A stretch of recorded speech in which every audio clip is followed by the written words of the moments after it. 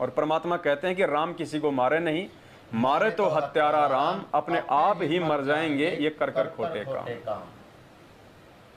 एक सत्संग में परमात्मा ने, आजामेल का एक सत्संग था जिसमें हमें परमात्मा ने बताया कि जिस समय नारद के रूप में परमात्मा आजामेल के घर पे आए थे, जब वो गांव से बाहर रहा करता था 1.5 मील दूर, क्योंकि लोग उसको भड़वा समझ के और उसकी जो पत्नी थी उसको जो है मतलब कि वैश्या समझ के, उन दोनों ने आपस में भाई अपने रिश्ते बना लिए थे, उन्होंने अपनी शादी कर ली थी, तो गांव वालों ने उनको गांव से बाहर निकाल दिया था। तो 1.5 मील दूर जाके उन्होंने अपने जंगल में झोपड़ी डाल ली थी। वो अपना शिकार करता था, अपने हाथ से अपनी शराब निकालता था, वो बनाते थे, खाते थे, अपना जीवन जी रहे थे, वो दोनों ही थे। तो मालिक की अच्छी आत्मा थी, पिछले जन्म की आत्मा थी, इसलिए परमात्मा ने उनको वहाँ से निकालना था। परमेश्वर नारद का रूप बना के उनके घर पे गए, और गए तो उन्होंने खातिरदारी करी, क्योंकि बहुत दिनों बाद में कोई इंसान उनके घर पे आया था, और वो भी महात्मा साधु, क्योंकि पिछले जन्म की आत्मा थी, संस्कार उन्हें अंगड़ाई ली। आओ जी महाराज जी, अहो भाग्य, हे महाराज आज तक कोई इंसान नहीं आया, रहा है तो कोई मतलब साधु संत आया, हमारे तो भाग खुल गए। अब नारद जी ने देखा भाई गांव वाले कह तो सही रहे थे, क्योंकि किया तो गांव वालों ने मजाक था। नारद जी ने गांव में कहा कि भाई यहाँ कोई भगत परिवार है क्या जहाँ पे मैं रात बिता सकूं?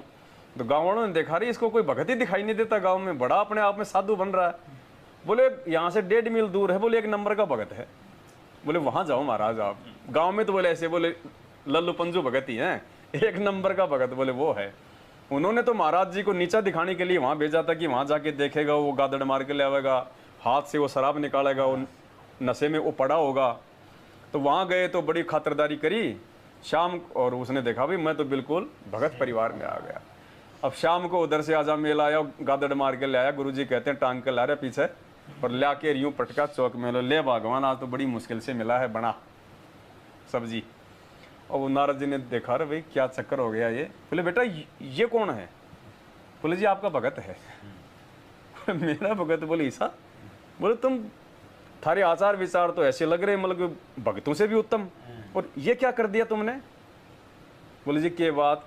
बोले भाई मैं नहीं रहूंगा यहाँ पे, मैं तो सोचा रहा ये कोई भगत का घर है। तो उन्होंने दोनों ने जो है वो पैर पकड़ लिए, आजामेल ने भी पैर पकड़ लिए, और उसकी जो धर्म पत्नी थी उसने भी पैर पकड़ लिए। और क्या कहा गुरुजी ने? पैर छोड़े नहीं, रोने लग गए, और कहा कि महाराज हमारे घर से साधु संत यदि भूखा जाएगा, हम तो नरक के भागी बन जाएंगे। ये भगवान हमारे घर से साधु संत भूखा नहीं जाना चाहिए। काफी मिन्नत की, तब कहीं जाके फिर उनको संकल्प दिलवाया नारद जी ने कि आज के बाद में ये नहीं करोगे।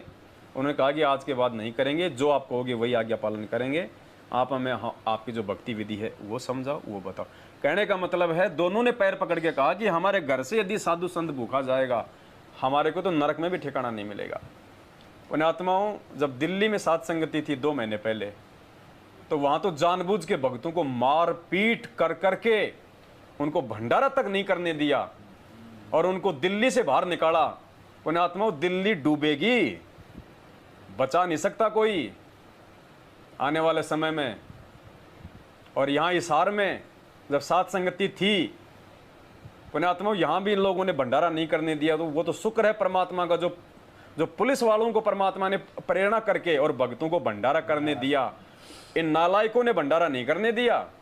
अगर पुलिस नहीं होती तो ये भंडारा नहीं करने देते हमारे को। पुण्यात्माओं असर पड़ेगा।